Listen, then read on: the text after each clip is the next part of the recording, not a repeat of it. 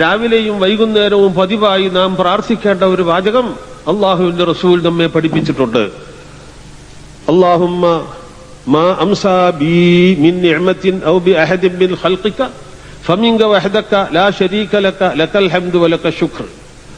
അല്ലാഹുമ്മ അല്ലാഹുവേ, മാ അംസാ ബി മിൻ നിഅമത്തിൻ ഔ ബി അഹദിൻ മിൻ ഖൽഖിക, എനിക്ക് അല്ലെങ്കിൽ നിന്റെ സൃഷ്ടികളിൽ ആർക്കെങ്കിലും ഈ സന്ധ്യാസമയത്ത് എന്തെല്ലാം സുഖവും സന്തോഷവും അനുഭവപ്പെട്ടുകൊണ്ടിരിക്കുന്നുണ്ടോ അതൊക്കെയും ഫമിങ്ക നിന്റെ വക്കൽ എന്ന് മാത്രമാകുന്നു. വഹദക, നീ തനിയെ, നീ ഒറ്റക്കാണ് ഈ അനുഗ്രഹങ്ങളെല്ലാം നൽകിക്കൊണ്ടിരിക്കുന്നത്. ലാ ശരീക ലക, നിനക്ക് യാതൊരു കൂറുകാരുമില്ല.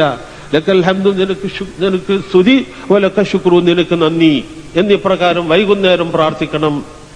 രാവിലെയും അതുപോലെ തന്നെ. പക്ഷേ അംസ എന്നതിന് പകരം അസ്ബഹ എന്ന് പറയാനാണ് കൽപ്പിച്ചത്. അപ്പോൾ അതിന്റെ ആശയം അല്ലാഹുമ്മ മാ അസ്ബഹ ബി മിൻ നിഅമത്തിൻ ഔ ബി അഹദിൻ മിൻ ഖൽഖിക, അല്ലാഹുവേ, എനിക്ക് അല്ലെങ്കിൽ നിന്റെ സൃഷ്ടികളിൽ ആർക്കെങ്കിലും ഈ പ്രഭാത വേളയിൽ സൂര്യൻ ഉദിച്ച് നാടൊക്കെ പ്രകാശം പരക്കുന്ന ഈ സന്ദർഭത്തിൽ എന്തെല്ലാം സുഖവും സന്തോഷവും അനുഭവപ്പെട്ടുകൊണ്ടിരിക്കുന്നുണ്ടോ ഫമിങ്ക വഹദക, അതൊക്കെയും നിന്റെ വകയാകുന്നു.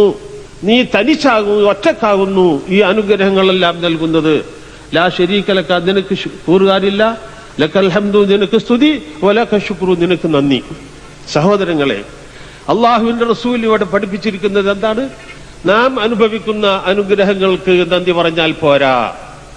എന്റെ വീട്ടുകാരോ കുടുംബക്കാരോ നാട്ടുകാരോ സമുദായക്കാരോ അനുഭവിക്കുന്ന അനുഗ്രഹങ്ങൾക്ക് നന്ദി പറഞ്ഞാൽ പോരാ.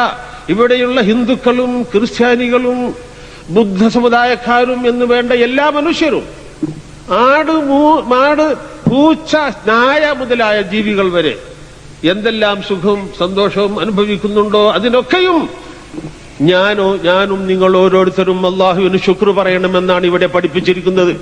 ഇത്ര മഹത്തായ ആദർശം ഉൾക്കൊള്ളുന്ന ഒരു കൂട്ടരുടെ വക്കൽ വർഗീയത്വത്തിന് സ്ഥാനമില്ല. വർഗീയത്വത്തിന്റെയും തീവ്രവാദത്തിന്റെയും വേര് ജനഹൃദയങ്ങളിൽ നിന്ന് പറിച്ചെറിയുകയാണ് ഇതുമൂലം അള്ളാഹുവും അള്ളാഹുവിന്റെ പ്രവാചകനും ചെയ്തിരിക്കുന്നത്.